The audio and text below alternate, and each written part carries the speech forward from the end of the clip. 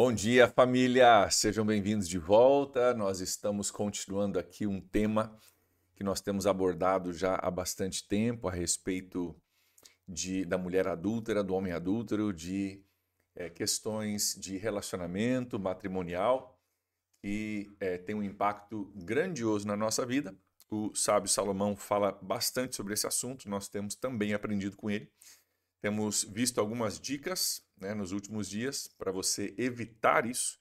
E hoje nós vamos concluir esse primeiro pensamento dele sobre isso, falando sobre as consequências. E aqui, mais uma vez, a sabedoria nos dá uma oportunidade de ver aonde essa estrada nos leva, para você poder avaliar e perceber que não vale a pena.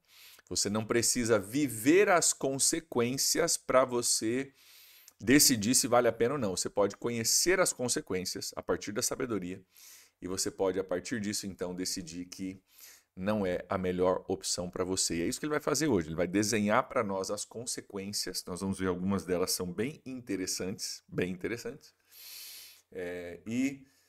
as outras coisas que vêm como resultado de alguém que escolhe a vereda errada. Nós falamos, sobre a mulher adúltera.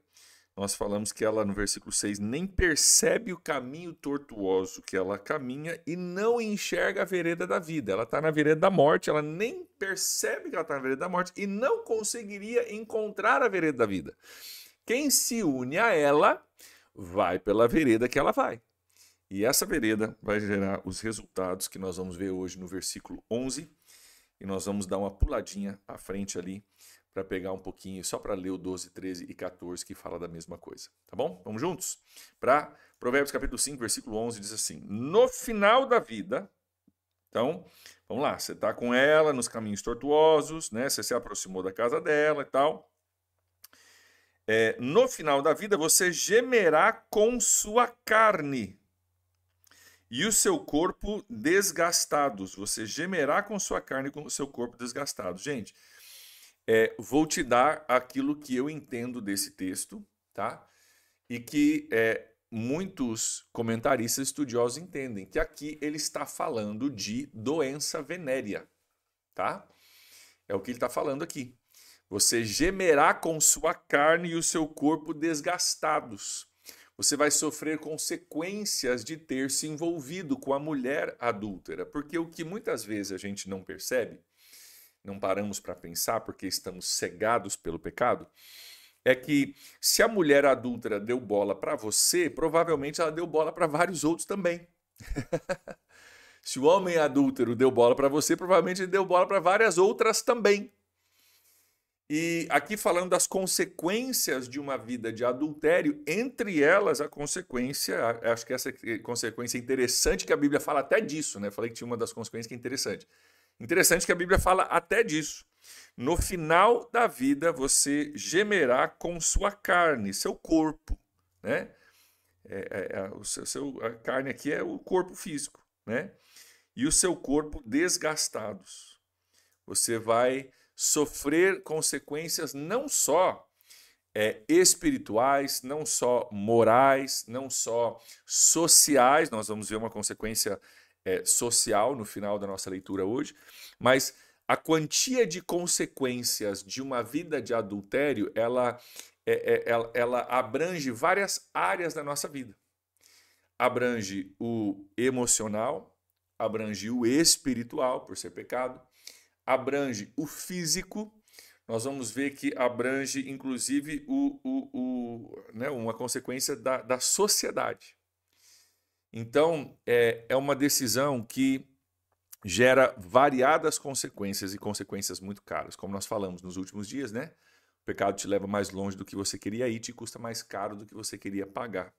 Olha só o que diz o versículo 12 que está conectado. O 11 é o nosso foco hoje, tá? Mas vamos ver o 12, 13 e 14 que estão conectados. Olha o que diz aqui. Você dirá.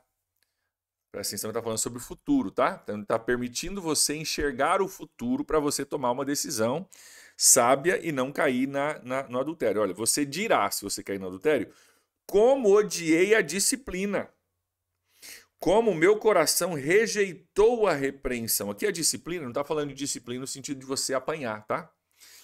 Falando de disciplina no sentido de você ser uma pessoa disciplinada, ok? Eu odiei a disciplina, eu decidi não ser disciplinado, eu decidi não ser organizado, eu decidi não dar atenção à repreensão, eu decidi não dar atenção à sabedoria, eu decidi fazer o que deu na telha, né? Deu vontade, fui lá e fiz. Fiz o que eu quis fazer, a hora que eu quis fazer, né? Aquela famosa música do Frank Sinatra, né? I did it my way. A gente canta, né? I did it my way. Acha tão lindo, né? Mas a letra diz, cara, eu fiz do meu jeito. Não quero saber dos outros, não quero saber da experiência dos outros, não quero saber se está certo ou está errado, não quero saber como é que você faria, se outra pessoa faria diferente. Eu fiz do meu jeito. E às vezes essa atitude leva a depois olhar para trás e falar, cara, como eu odiei a disciplina. Me foi dada a oportunidade de aprender, de perceber, de corrigir a minha rota, mas eu não dei atenção à repreensão, eu odiei a disciplina e hoje estou aqui porque lá atrás, né, acabei me permitindo fazer algumas coisas que não deveria ter permitido. Olha o 13 e o 14. Não ouvi os meus mestres, nem escutei o que me ensinavam. Olha só. Atenção, olha que interessante. Não ouvi meus mestres, nem escutei o que me ensinavam. Olha que interessante. Ele admite aqui o seguinte: não falta ensino, falta obediência. Não falta ensino, falta obediência. E o fato é que a grande maioria de nós, para não dizer todos, nós sabemos mais do que nós obedecemos. Então não falta conhecimento, falta a obediência, falta a sabedoria necessária para dizer eu vou obedecer porque eu sei que é melhor. Talvez por isso, né, tem um provérbio chinês muito interessante que diz que quando o aluno está pronto, o professor aparece, né? Quando o aluno está pronto, o professor aparece. Na verdade, o que esse provérbio está tentando dizer nas entrelinhas é que o professor sempre esteve ali. Só que o aluno não enxergava ele como professor, porque o aluno não estava pronto, né? É aquela pessoa que fala, cara, eu vim para Jesus, agora estou na igreja. Cara, onde é que estava a PIB 10 anos atrás? PIB estava aqui. Não no mesmo endereço, mas estava aqui há 10 anos atrás. Onde é que estava Jesus há 5 anos atrás? Jesus estava no mesmo lugar que ele está hoje há 5 anos atrás, mas a gente não estava pronto. Era o nosso processo, né? A gente não estava pronto. Então, cara, eu não ouvi os meus mestres, nem escutei o que me ensinavam. Eles estavam ensinando. Eu tinha mestres, mas eu não dei ouvidos. Queridos, que palavra interessante para nós percebermos isso, né? Que nós temos capacidade e temos oportunidade de aprender, mas às vezes é o ouvido que precisa ser inclinado para a sabedoria. Versículo 14. Cheguei à beira da ruína completa, à vista de toda a comunidade. Gente, presta atenção nessa frase aqui, à vista de toda a comunidade, porque ela faz um contraste. Qual que é o contraste? O adultério, tecnicamente, né? Ele é aquela coisa que você faz escondido e que ninguém vê. Né? Ninguém vai ficar sabendo, ninguém precisa ficar sabendo. Mas aqui ele está falando das consequências. Ele diz, cara, consequência, você vai ter consequência física, você vai gemer na sua carne, seu corpo vai estar desgastado por causa da doença venérea. Né? Você vai olhar para trás com muito remorso, cara, como eu odiei a disciplina, eu tinha mestre e tinha ensinamento, é eu que não ouvi. E você vai chegar à beira da ruína completa, olha interessante, à vista de toda a comunidade. Sabe por quê? Uma das grandes mentiras do inimigo sobre a sua vida e sobre a minha vida, presta atenção nisso, é que ninguém vai ficar sabendo. É que tá tudo bem. É que, cara, né, vai ficar escondido e ninguém vai ficar sabendo, ninguém precisa ficar sabendo disso. Mas cedo ou mais tarde, as consequências vêm. Elas vêm. Elas aparecem. A gente dorme com aquele barulho. Nosso corpo contrai uma doença. A gente olha para trás e fala, misericórdia, cara, estava tudo ali, era só eu obedecer e eu não tive a capacidade de obedecer. E mais cedo ou mais tarde a consequência vem. E o que acontece? Eventualmente isso se torna público. E quando se torna público, aquilo que foi feito escondido se torna proclamado em frente a toda a comunidade.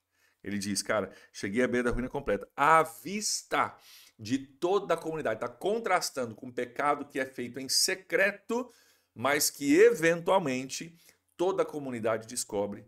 E ele está dizendo, cara, esse é o destino final dessa vereda. O destino final da vereda é olhar na sua velhice o seu corpo gemendo de dor, porque você tem uma doença. Olhar na sua velhice falando, cara, tinha professor, tinha mestre, tinha gente me ensinando, eu que não prestei atenção. E olhar na sua velhice e falar, e cara, devagarzinho a coisa foi estourando, o negócio foi vazando, e daqui a pouco tá todo mundo sabendo, e agora a comunidade toda olha para mim e fala, tá aí.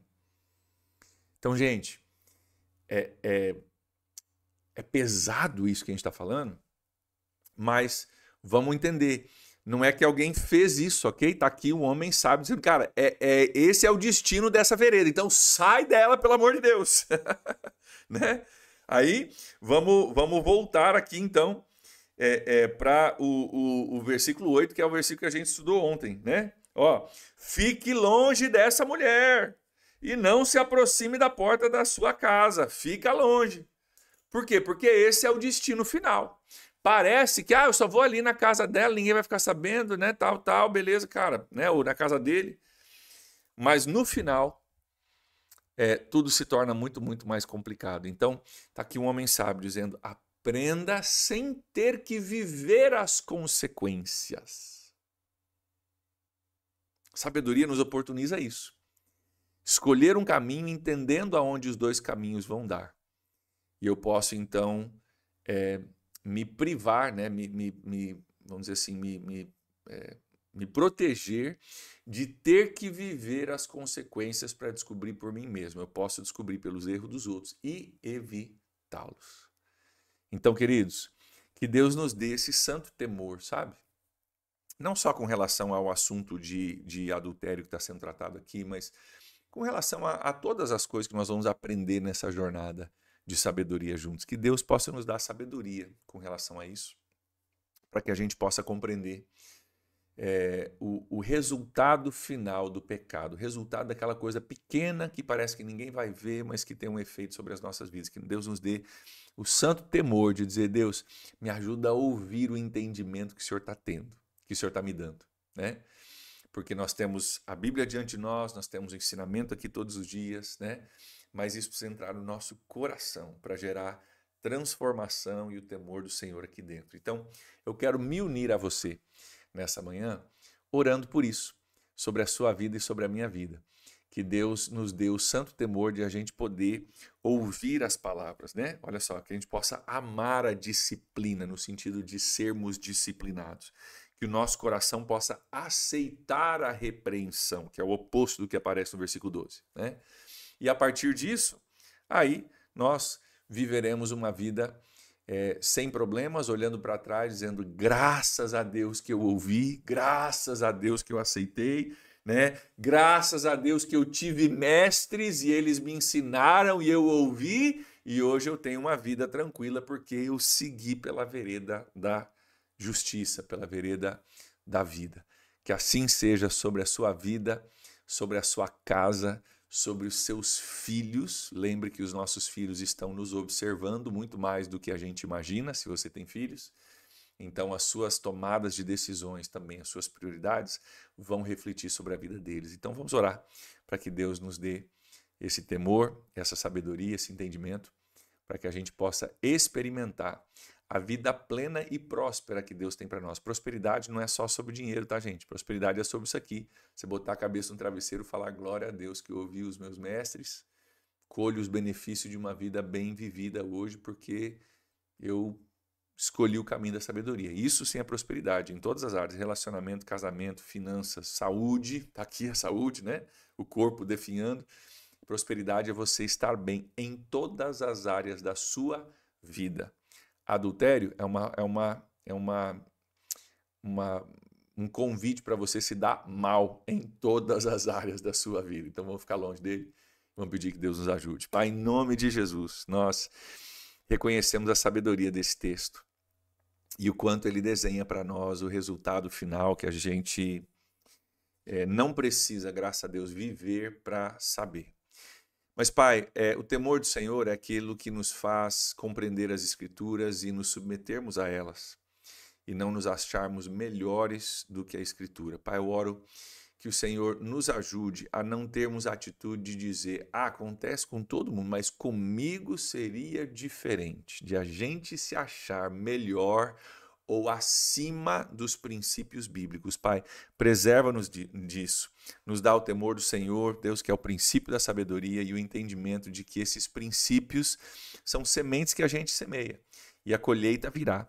E que nós possamos, Deus, juntos hoje, escolher, semear as sementes corretas. Pai, abençoa cada um dos meus irmãos, cada uma das minhas irmãs hoje, Pai. Como nós temos orado, Deus, não nos deixe cair em tentação e livra-nos do mal. Nós oramos em nome de Jesus. Amém.